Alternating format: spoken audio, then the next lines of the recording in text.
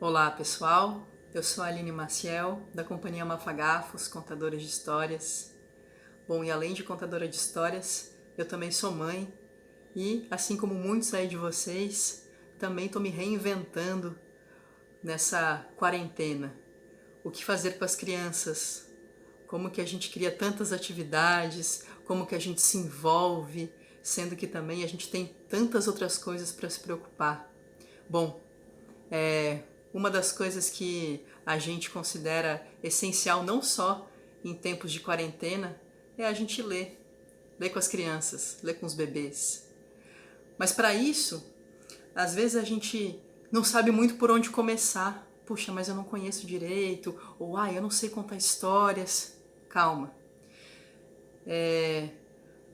Quando a gente consegue trazer uma história para os nossos filhos que também toca a gente, o caminho fica mais fácil.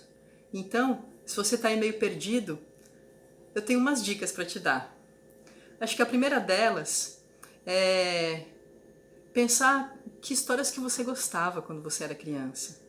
Ou então, que histórias da sua infância que você pode contar para os seus filhos.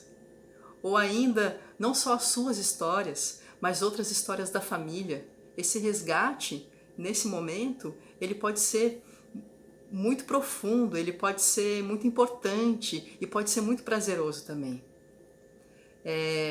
Uma outra coisa, se você tem alguns livros, se você busca algumas histórias para contar, tem uma coisa que às vezes a gente precisa pensar, que é o tempo das crianças.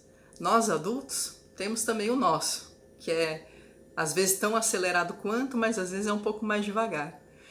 O que a gente tem que ver é tentar não criar tanta expectativa.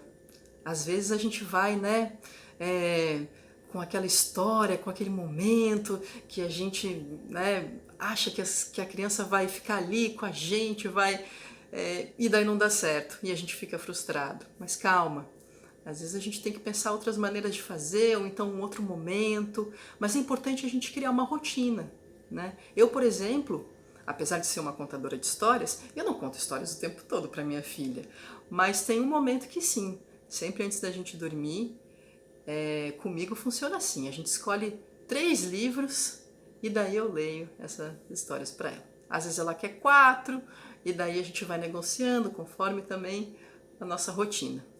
Bom, tem uma outra coisa que eu acho bem importante, é da gente não encarar o livro, a leitura, a literatura, só como uma atividade exclusivamente pedagógica. As histórias, elas ensinam por si só. Então a gente pode se permitir também brincar de ler. Esse é um desafio, a gente se permitir brincar de ler. Ler simplesmente degustando, saboreando a história. Assim, eu acho que a gente consegue, de alguma forma, fazer com que os nossos filhos, as nossas crianças, enfim, elas tenham também esse gosto pela leitura, quando a gente saboreia junto com elas. Primeiro a gente tem que gostar de uma coisa que comeu, para depois dizer, olha, a prova, ela é muito boa. Então, bom, vocês aí, mediadores, pais, mães que estão aí com seus filhos, leiam com eles, experimentem se entregar para esse momento, que às vezes pode ser bem curto, mas às vezes pode ser um momento que a criança vai querer 1, vai querer 2, vai querer 3 livros, e olha só. Tem esse livro aqui, da Patrícia Auerbach e do Odilon Moraes, que é um ilustrador, que chama Direitos do Pequeno Leitor. Eu vou ler só um trechinho aqui para vocês. Todo pequeno leitor tem o direito de fazer de conta, ajudar nas compras e saborear tudo o que aprender.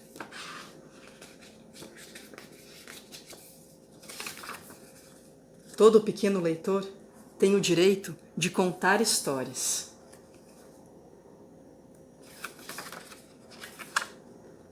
Ouvir histórias e inventar tudo outra vez.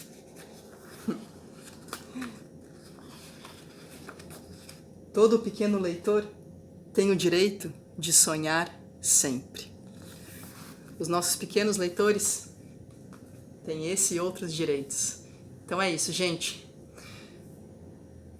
Saúde para vocês, fiquem em casa e leiam com as crianças.